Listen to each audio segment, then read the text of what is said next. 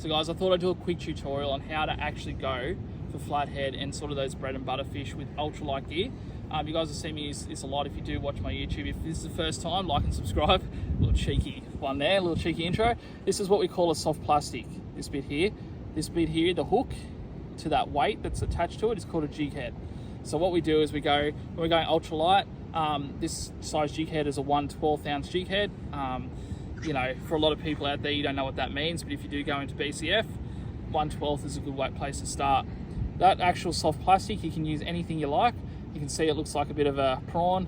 That's what I'm going for today, that prawn imitation, because of where we're actually fishing. It pays to match the hatch if you can. So when you get to a spot, have a look around. If you see things that look like prawns, which is that, good idea to use something like that. You might see little minnows in the water, different things. You might not know the name of what you're seeing, but if you can sort of ID roughly what is in there. Soft plastics come in a range of different colors and sizes and stuff, so try and match the hatch. Now, I talk about going ultralight. The reason I love ultralight fishing is because you catch more fish, and people can argue all they want with that. I've shown that you catch more fish with ultralight gear. So this is a 2 pound leader, as I said before. 2 pound is pretty much as light as you can possibly go.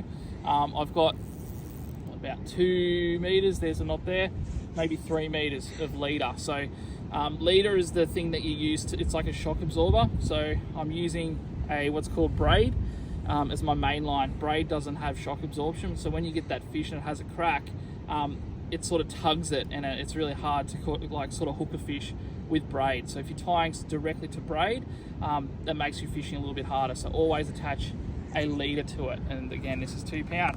My main line is 6 pound. It's called Daiwa J braid, my favorite kind of braid to use. If you've watched this channel, you'll know.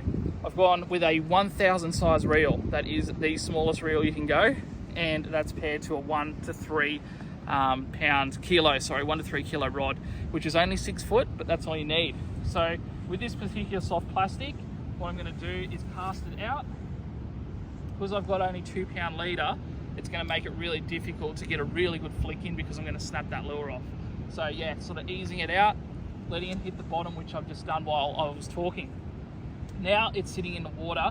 The main thing to always remember is you've got to keep tension on your line, because if a fish does grab and nibble at that, you're not going to know, because the line's obviously slack. So what you've got to do, wind in until you can see that the line's sort of got a bit of tension on it, until you can feel that lure. When you've got ultralight gear on, what's going to happen is you're going to feel that lure in the water. So every little nibble, every little snag, everything that happens in that lure will translate to what you feel in your hands. When you go heavier with your gear, you won't feel that. And what I'm going to do now is I'm just going to give it a couple little pops of the rod tip up and down. What I'm trying to do is make that lure dance up and down in the water. The actual flathead or whatever you're chasing won't hit it while it's moving up. You'll only usually hit it when it's moving down or when it's stopped.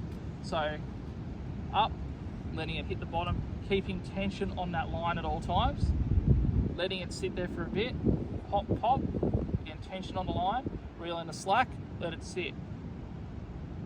Pop, pop, reel in the slack, let it sit. And the slower you go, the more chance you have of catching fish in winter.